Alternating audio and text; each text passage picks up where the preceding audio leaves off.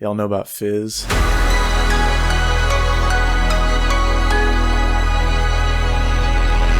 My favorite album of this year so far has gotta be Fizz Volume 1 by my friend Israel Strum and Phonon, who's like some guy. There's one track in particular that was an early favorite of mine called Fever Sleep.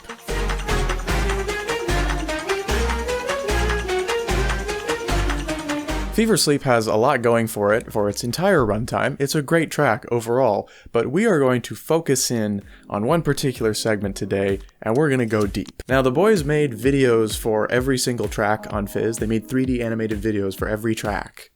And they also strung these videos together into one big album video, which premiered in April, and that was like the release of the album. I was fortunate enough to actually be there for that premiere, and I remember very clearly when this section came on.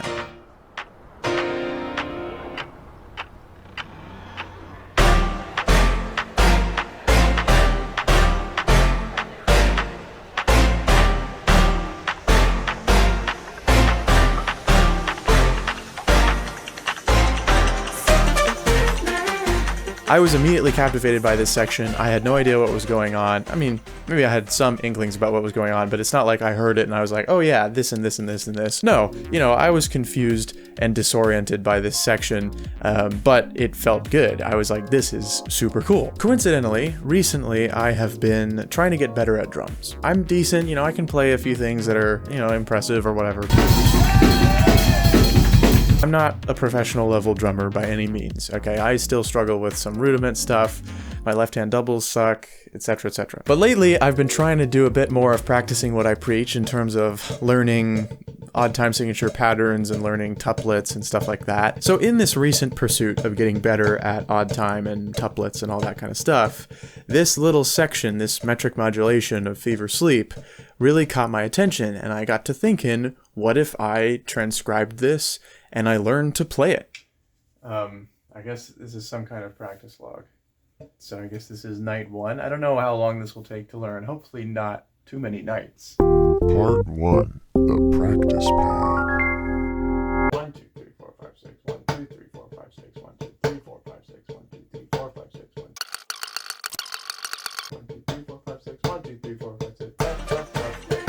So this is the first transcription that I made for this, and this is what I read off of, essentially, to play it on a practice pad. So all these accents, of course, correspond to those orchestral hits, and then the start of each group that's beamed together, that's like a clap. So the claps are here, here, here, etc. So this whole thing is on a consistent subdivision. Even when the melody comes in, it's the same subdivision that it's been. So this starts out at 100 BPM, and we subdivide it in 6s, and then we get to 150 BPM, subdividing in 4s. And essentially we just have a clap that's playing every 6 subdivisions with one little exception. And then we have all these big orchestral hits, of course, that happen at various moments, at various subdivisions within the context of that clap, and we'll get into more detail about that later.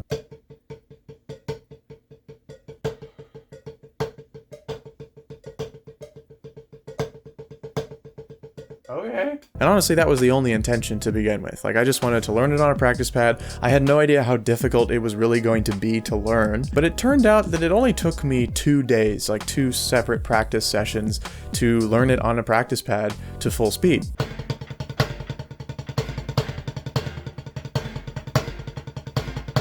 The thing is that I wasn't really playing the whole part, right? Because there's actually 2 main rhythmic elements to this little segment, right? There's claps, and then there's the hits that I was essentially playing, right? But I wasn't doing anything for the clap. And so I was like, you know what? Let's bump this up, because this only took 2 practice sessions. Let's orchestrate this for a drum kit and kind of play both parts. Part 2, the drums. So I made this arrangement for drum set, and it's very, very simple conceptually. All I do is I say I'm going to play the ride cymbal and a kick drum for all the hits. Every hit is going to be a ride and kick together. I'm going to play all the subdivisions with the snare drum, unless it's a hit, and then I'm just going to play the clap part with a pedal hi-hat. And that's it. Like, that's the entire thing, and then it goes into the melody, and I can just improvise at that point, because once the melody comes in, it's a lot easier. This was a lot harder.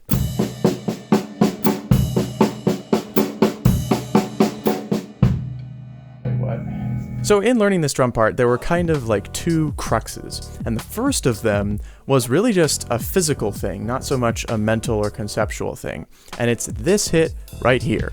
This hit was one of the hardest things to get right. Yeah, that I just have to like get the feeling in my body for that one, like.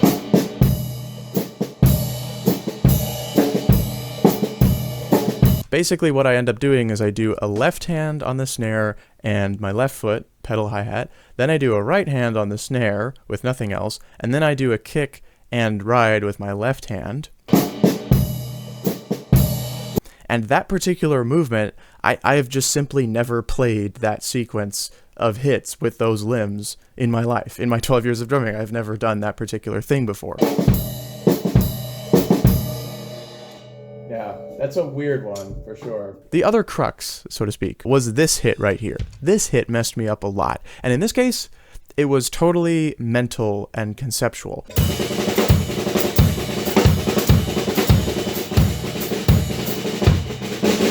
But to talk about that, we first need to zoom out a little bit. Part 3. What's really going on? Whoa!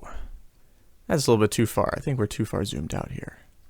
That's a little better. So here's an actual transcription of the record itself, right? And this section, this 13-second section of music, it does a few things. One is that it introduces the chord progression that will be used for the main melody. Two is that it metrically modulates from 100 BPM to 150 BPM. And third, it creates this really cool kind of disorienting rhythmic tension. So let's get into these. The chord progression here is pretty straightforward. It's this 5-chord loop, and these are the same chords that will happen for the melody as well. So we're previewing that harmonically, but we also are previewing it rhythmically, kind of. So check this out.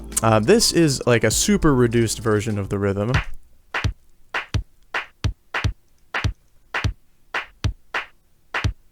So it's just kicks and claps. And the way that this is split up is such that you get 5 chords here, 5 chords here, 5 chords here, 5 chords here, and then this is where the melody comes in. So you get da da da da da da. And then these 4 comprise the metric modulation itself. So you have 5 claps here, 6 claps, 5 claps, 6 claps. And what's really cool is that if we collapse them, we can compare them vertically. And there's a lot of cool stuff here. And you can kind of see how the hits are timed approximately the same way every single time, but they're just a little bit different.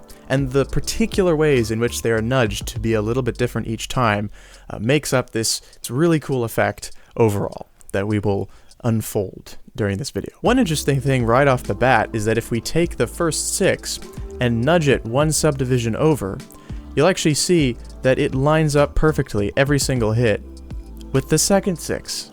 What? For the 5-beat parts, it's not so simple, but I will point out every single part here, the last 2 chords are always the same distance apart. Every single time, including when the melody actually comes in. So you may have noticed that this way of dividing it up is not how I actually transcribed it in any of my transcriptions. Even my original one, it's transcribed with like 2 bars of 4 and then a bar of 17/24 and then 5/4/6/4. So you actually do see that 5 and then the 6 in the second half here, right? So that actually does reflect this structure, but you don't see it in the first half.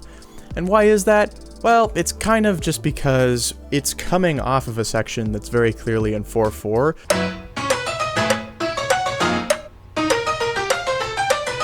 So it's going to take a lot of convincing for you to actually feel like something is, a measure of 5 and then a measure of 6, as opposed to, it's a measure of 4 and then a measure of 4 and then 3 extra beats. I would say this is the most accurate transcription in terms of how I actually hear the music. And you can note how that's actually very different from how I feel it here. So this is kind of similar, this is basically the same thing because it's like 12/8 here is compound meter, so it's 4 subdivided in 6, same kind of thing. And then this 17/16, again, same kind of thing, it's compound meter, so this is actually the same idea. So the first half, same as the other transcription, but then we actually switch to 4 here. And that's not the same as the way that this is 4. It's not the same, right? Because this is for with tuplets. This is actually for with just regular 16th notes. So when I'm actually playing the drum part, I actually am hearing the metric modulation happen in the middle, not at the end. And in fact, if you look at this transcription, there is no metric modulation. Because we're using compound meter and then going into this 4/4, it's actually just dotted quarter note equals 100 for the entire thing. There's no actual metric modulation symbol. Unlike here, where we actually have this symbol, like this is the metric modulation notation, it's not present in this part. The classic thing to do when you want to do a metric modulation is you have something that's going, and then you introduce some triplets over top of that. So you go,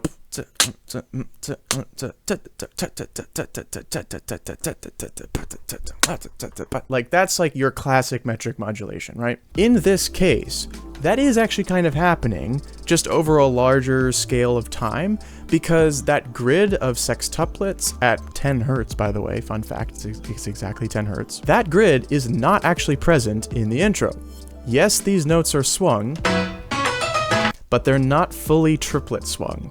They're kind of in the middle. This section, this metric modulation section, is where you first get the really strict grid of sextuplets. And in that way, you are effectively introducing well-defined triplets over the existing tempo, which was solidly 100 BPM, to then do your metric modulation. So it's definitely a metric modulation. Now, the most interesting aspect, I think, is the way that it disorients you. So let's talk about that. The big concept here that I think we can learn from is the idea of having two things that are vying for your metrical focus and that kind of fight each other over time. In this section of music, we have these two parts, the clap and the hits, that are kind of diametrically opposed in terms of size. The claps are small, they're short, they're quiet, they're kind of low passed, and the hits are huge. They're bright, they're deep, they're just loud, they're big.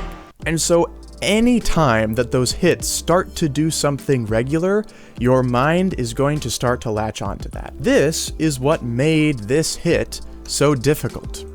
This one right here. When you have these reaction hits, by the time the third one happens, those hits are so loud, it starts to really feel like those are the meter.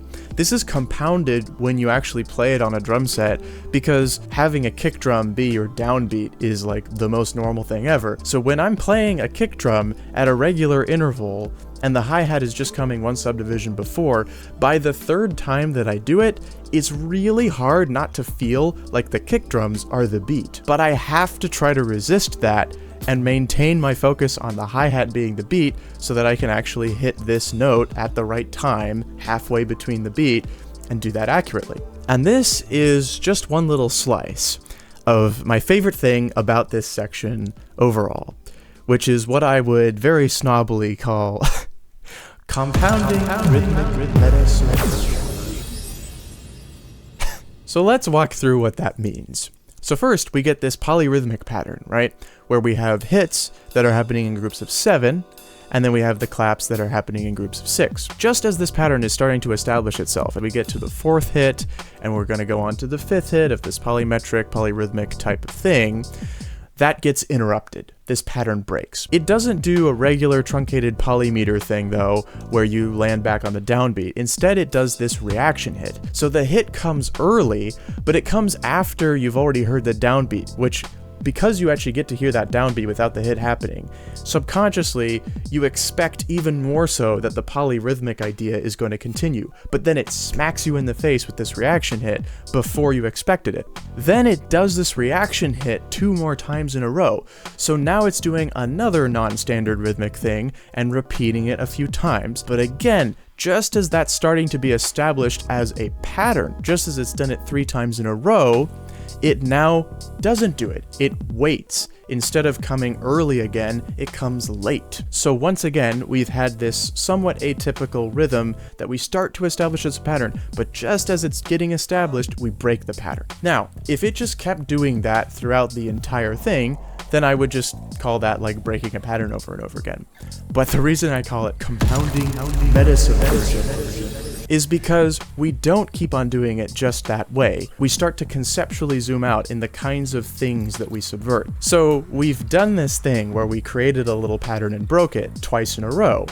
But now we don't do a little pattern and break it, but we do some other things that we haven't done yet. We have an entire beat with no hits in it. Then we have a beat with 2 hits in it, both of which have not happened yet. Then we drop a subdivision, although I actually think that the dropping of the subdivision here in particular, based on how the hits have gone up to that point, it actually makes it feel less disorienting. And let's look at that. So here I have a bit of a recreation.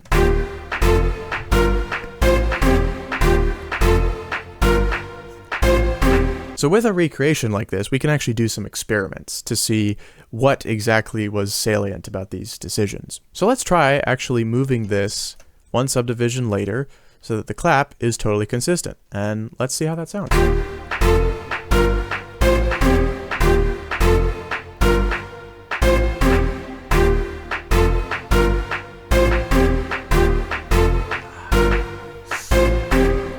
I don't know about you, but that did not feel great. It just seemed to take too long there. Now, part of that is probably just that I'm really used to how it sounds in the first place. But let me show you something. So here, I have the same exact arrangement, except instead of quiet claps and loud chords, I have quiet chords and loud claps. Listen to how this sounds with the original rhythm.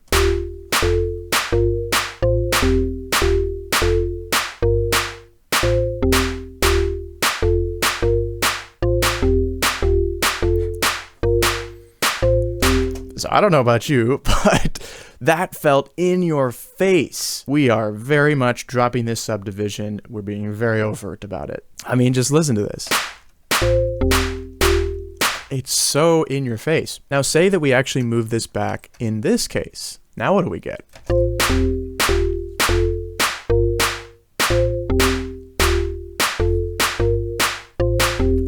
It feels supernatural. Why is it that the way that this rhythm feels is totally different just based on which part is loud and which part is soft? Well, I think it basically comes down to this hit right here. This hit is the first anticipation hit of the section, and because it is so loud relative to the clap, it kind of swallows the clap up, right? If we listen to this in the original, I think it's even more extreme. Like, you can barely hear that the clap is there at all. Right? Here,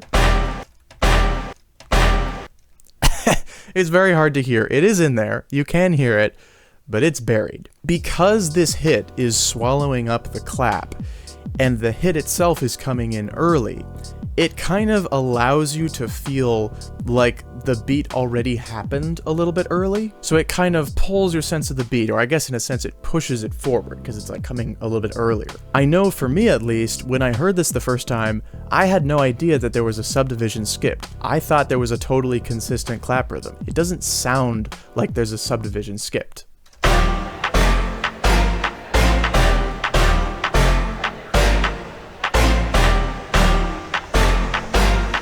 It just sounds consistent, but it isn't. But we dropped that subdivision, and it's not because the difference is so tiny you can't perceive it, but because of the particulars of the arrangement, of the timbre, of the volume, of the mixing, the rhythm had to be a certain way. So then after that stealthy group of 5 notes, we get to the second half. And the second half, honestly, there's a lot less to talk about because it's a lot more chill. Everything's on the triplet grid, right? As we see in this transcription. Everything's on the triplet grid. If you're thinking of this in terms of the future tempo, the 150 BPM, everything's on an 8th note. So there's just a lot less going on that's going to disorient you. And that's kind of the point, because now we're transitioning into the melody. In the first half, almost every single hit happened off of a triplet, right? It's only actually the very first note of the whole thing, which, like, does that even count? And then it's this third hit. Those are the only ones that happen on a triplet. Everything else happens off of a triplet, like doubly syncopated, I guess. But in the second half, everything kind of cools down. We just chill on the triplet grid and go into the melody. So, with all of that in mind, I practiced this thing for a while.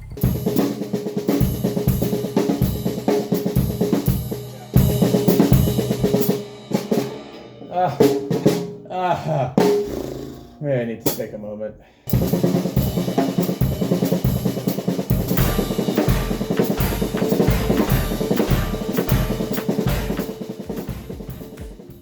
I'm really curious what would happen if a professional drummer, or even like a world-class drummer, tried to learn this. How long would it take, right? Like, how long would it take Sean Crowder to learn this? Would he sight read it on the first try at full tempo perfectly? Would he take 2 practice sessions? I don't know. But I'm really curious. The reason I wanted to do this though, and I'm really glad I did, is because I knew that this would be a challenge, but that I could do it, and it's just very different from anything I've ever played on drums before. And I'm really glad I did it. So in the end, it took me about a dozen or so practice sessions to get this thing up to speed, but eventually I did get it, so please enjoy my performance of the metric modulation from Fever Sleep.